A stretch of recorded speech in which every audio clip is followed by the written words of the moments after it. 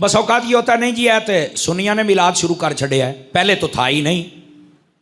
میں نے کہا آپ کی معلومات میں بہت کمزوری ہے، بادام شدام کھاؤ، اپنا دماغ ٹھیک کرو، اور اگر آنکھیں کمزور ہیں تو بیٹا نظر چیک کرواؤ۔ میں آپ کو ایک وہ بات کرتا ہوں، پنجابی چاہتے ہیں پروں پچیت دی گل، جس کو کوئی انکار نہ کر سکے۔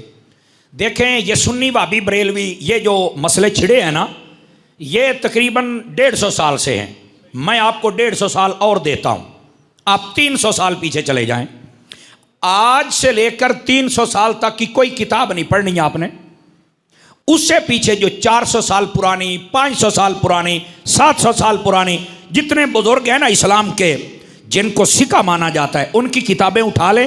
اگر ان میں میلاد کا تذکرہ ہو اور اس وقت محافل ہوں تو میں سچا۔ آواز بہت کمزوروں والی آئی ہے، بہت کمزوروں والی آئی ہے۔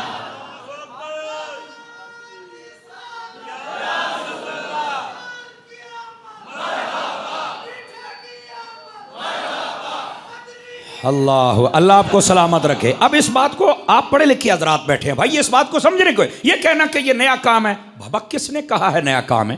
آپ خدا کا خوف کریں یار۔ آپ کیا سمجھتے ہیں یہ پوری امت یہ دین میں بگاڑ پیدا کر رہی ہے؟ بابا خدا کا خوف کرو۔ میں چھوٹ دے رہا ہوں، 300 سال کی کتابیں چھوڑ دو، اس سے پچھلے بزرگوں کو پڑھو، بڑے بڑے جو آپ کے ذہن میں آتا ہے آپ ان کو پڑھو۔ اگر وہ میلاد پر کتابیں لکھیں اور ان کے گھر میں میلاد کی محفل ہو اور میلاد بادشاہ بھی منائیں، یہاں تک میں آپ کو دکھاؤں گا کہ نبی پاک جس مکان میں پیدا ہوئے تھے ہر سال اس پر میلاد کی محفل ہوتی ہے، ہر سال ہوتی ہے۔ میں دکھاؤں گا آپ کو 800 سال پرانے بزرگ، 900 سال، 1000 سال پرانے بزرگوں کی کتابوں میں۔ اگر یہ سب کچھ ہو تو پھر میں سچا، میرا مسلک سچا۔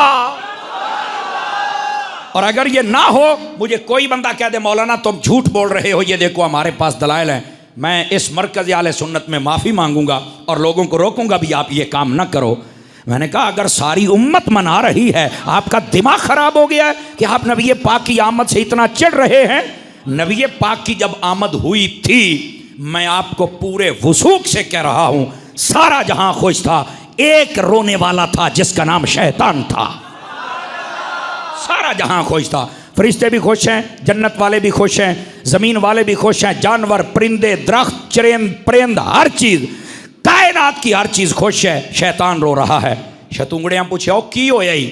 تو کہنے لگا آج وہ پیدا ہو گئے ہیں، آج وہ پیدا ہو گئے ہیں جو آئے ہیں نا، ان کی امت جتنے بھی گناہ کر لے، یہ اگر اپنے محبوب سے وفادار رہیں، اندر ان کا تعلق جڑا ہو، دنیا میں آ کے کوئی جرم کر بھی بیٹھے، فرمایا یہ حبیب تب تک سجدے سے سر نہیں اٹھائے گا جب تک سب کو جنت میں نہیں لے کے جائے گا۔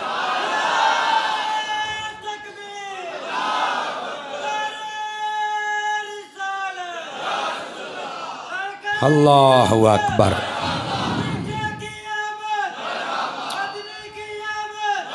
دوستان عزیز، دوستان مکرم، اس واسطے اپنے مزاج کو تو پڑھو نا، ہمارا مزاج ہے کیا؟ مزاج کو پڑھو۔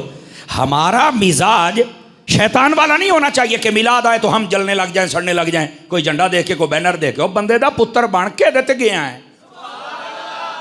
آواز کمزوروں والی ہے آپ کی صوفی، بات سمجھ رہے ہیں؟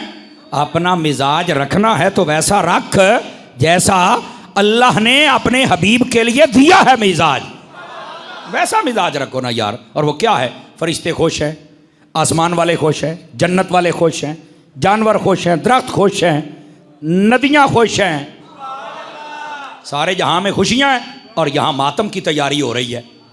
اللہ دا نام منو یار، نبی پاک صلی اللہ علیہ وسلم کی آمد یہی تو سب کچھ ہے۔ آواز سمجھ آ رہی ہے آپ سبھی حضرات کو؟ تو میرے عزیز دوستو، یہ کہنا کہ یہ بالکل نیا سلسلہ ہے، جھوٹ ہے۔ وہ بندہ بیچارہ نیا ہے، اس بندے کو پتہ ہی نہیں ہے کہ یہ اصل اس میلاد کی ہسٹری کیا ہے، جبکہ حقیقت حال یہ ہے۔ میں ایک ہی بات سنا دیتا ہوں، آپ سمجھدار ہیں، آپ کو فوراً سمجھ آ جائے گی۔ میرے نبی نے خود اس کی بنیاد رکھی ہے۔ سمر صاحب ہے کیڑی گل کر چھڈی جے؟ میں کہا پوری ذمہ داری سے بات کر رہا ہوں بابا، حضور نے خود اپنے دن کو سیلیبریٹ کیا ہے، سانو تو نہیں دسیا۔ میں کہا امام محمد رضا دے در تے باسیں تے تینوں کاشا دسی سی، امام احمد رضا کے ٹکڑے کھا میں تجھے دو. اٹھاؤ مسلم شریف. حضرت قتادہ رضی اللہ عنہ آپ حدیث کے راوی ہیں. سئل عن رسول اللہ صلی اللہ علیہ وسلم عن صوم یوم الاثنین. میرے آقا ہر سوموار شریف کا روزہ رکھتے تھے. پوچھا آپ کیوں رکھتے ہیں؟ فرما فیہ ولدت وفیہ انزل علیہ. اسی دن میرے اوپر سب سے پہلے وحی آئی تھی. سوموار والے دن ابتدا ہوئی تھی. اور فرما اسی دن میں پیدا ہوا تھا. اپنی ولادت والے دن کو تو نبی خود یاد رکھتے ہیں اور سال بعد نہیں، ہر ہفتے. کیا ہمارے لیے یہ دلیل نہیں ہے کہ ہم نے محبوب پاک علیہ السلام کی آمد کا دن یاد رکھنا ہے؟ بتاؤ بھائی دلیل ہے کہ نہیں ہے؟ اب یہ مسلم شریف میں ہے. میں نے ایک مرتبہ یہ بات بیان کی تو ایک بندہ کہتا ہے یار یہ مسلم میں بات ہے تو لوگوں کو سمجھ کیوں نہیں آتی؟ تم سنی لوگ بیان کرتے ہو باقیوں کو کیوں نہیں سمجھ آتی؟ میں نے کہا مسلم پڑھنے کے لیے پہلے آنکھوں کا مسلم ہونا بھی ضروری ہے. سمجھ آ رہی ہے؟ مسلم پڑھنے کے لیے پہلے دماغ اور دل کا مسلم ہونا ضروری. جس سے مسلم پڑھ رہے ہیں وہ بھی تو مسلم ہونا، تو پھر چل کے مسلم سمجھ آتی ہے. اب یہ بات تو موجود ہے کہ ہر سوموار نبی پاک فرماتے ہیں یہ میری ولادت کا دن ہے اور ہر ہفتے منا رہے ہیں. ہم سال کے بعد بھی اس کا جب جشن کریں تو ہم سے سوالات ہوتے، اتنے اتنے بڑے فتوے ہوتے ہیں. ہاں نبی پاک کے کس صحابی نے کیا؟ میں نے کہا کسی نے روکا بھی ہے؟ سمجھ آ رہی ہے میری بات کی؟ کسی نے آج تک روکا تو نہیں، تو پھر آپ کون ہیں بھائی؟ اور میں اگلی بات بھی کہہ دوں، دیکھو یہ شیطانی وسوسہ ہوتا ہے. اتنے سال ابو بکر کے میلاد نہیں ہو، اتنے سال عمر کے میلاد، اتنے سال. تو میں نے کہا اتنے سالوں کے اندر حضرت ابو بکر صدیق کا جب دور خلافت تھا تو کیا اس وقت ختم بخاری کے جلسے ہوتے تھے؟ کہا نہیں. تو میں نے کہا اب کیوں ہوتے ہیں؟ یہ لوگ جو صحابہ کے نام کی محفلیں سجاتے ہیں شان صحابہ کانفرنس، عظمت صحابہ کانفرنس، میں نے کہا حضرت ابو بکر صدیق نے سجائی تھی، عمر پاک نے سجائی تھی، عثمان پاک نے، مولا علی نے، امام حسن نے، حضرت میرے معاویہ نے. کہا نہیں. تو میں نے کہا یہ بدعت نہیں ہے یار. چھوٹی چھوٹی باتیں ہیں نا، مجھے ان کا جواب چاہیے. نبی کے دور میں یہ کانفرنسیں تھی، بخاری کے جلسے تھے.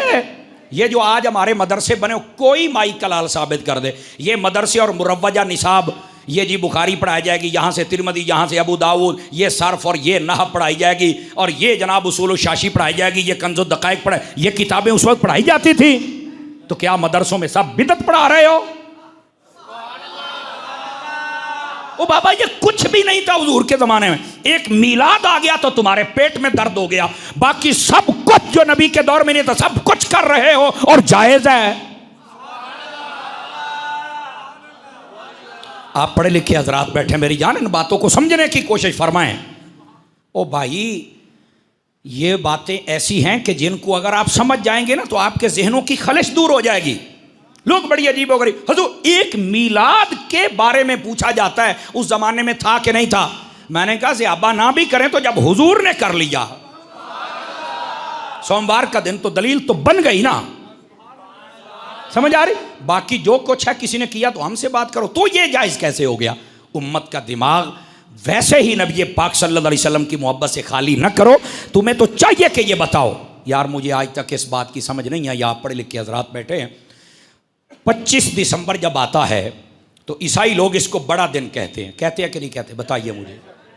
حالانکہ کائنات کا یہ بہت بڑا جھوٹ ہے اس دور میں کہ 25 دسمبر کا دن بڑا ہے. ٹائم کے اعتبار سے 365 یا 360 دن جتنے بھی ہیں، 365 دنوں میں سب سے چھوٹا دن 25 دسمبر کا ہے. ٹائم کے اعتبار سے سمجھے، سب سے چھوٹا دن یہ ہے. یہ آپ کو ٹیکنیکل بات بتا رہا ہوں. عیسائی کہتے ہیں بڑا دن ہے. میں نے کہا کیوں بڑا دن ہے؟ یہ تو چھوٹا ہے. تو وہ کہتے ہیں بھائی ٹائم کے اعتبار سے چھوٹا ہوگا، ہمارے لیے بڑا. کیوں؟ کہتے ہیں کہ اس دن ہمارے نبی کی ولادت ہوئی ہے. اب ہوئی ہے یعنی میں ادھر تو جا ہی نہیں رہا. وہ اپنے نبی کے دن کو بڑا دن کہتے ہیں. تو میں نے کہا ہمارا نبی بھی تمہارے نبی سے بڑی شانوں والا ہے اور ہم ہیں بھی مسلمان. آقا نے فرمایا اللہ نے مجھے بھی بہت شانیں دی ہیں، جو میری امت ہے وہ باقی امتوں سے بھی زیادہ شان والی ہے. یہ نبی بھی زیادہ شانوں والا، امت بھی زیادہ شان والی. تو ان کو چاہیے کہ یہ سمجھیں کہ اگر ان کے نبی کا دن بڑا ہے تو پھر جو ہمارے نبی کی ولادت کا دن ہے وہ تو بہت ہی بڑا ہے. ان کو یہ بات سمجھ نہیں آتی. عیسائیوں کو مسئلہ سمجھ آ گیا ہے. توجہ نہیں فرما رہے آپ حضرات. مسلمانوں تم کب سمجھو گے؟ کیا تم ایسے ہی حضور سے دور ہوتے رہو گے؟ حضور کے قریبا حضور صلی اللہ علیہ وسلم کی آمد کا دن یہ کوئی عام دن نہیں ہے میرے بھائی. یہ کائنات عالم تاریخ کا سب سے بڑا دن حضور کی آمد کا دن ہے. میرے آقا نہ آتے یہاں کچھ بھی نہیں ہونا تھا. تو میرے پیارے، میرے عزیز، میرے بزرگ، میرے سجن، میرے یار، جہاں سے بھی آئے ہو، اپنے ذہن کی کنفیوژن ختم کرو. یہ لوگوں کے ڈرامے ہیں، کس نے کیا، کیسے کیا، اور چھڈ پرے. یہ حضور کا دن ہے. ساری دنیا نہ کرے، ہم پھر بھی کریں گے کیونکہ میرے نبی سے تعلق رکھتا ہے. اب آج سمجھ آئی ہے؟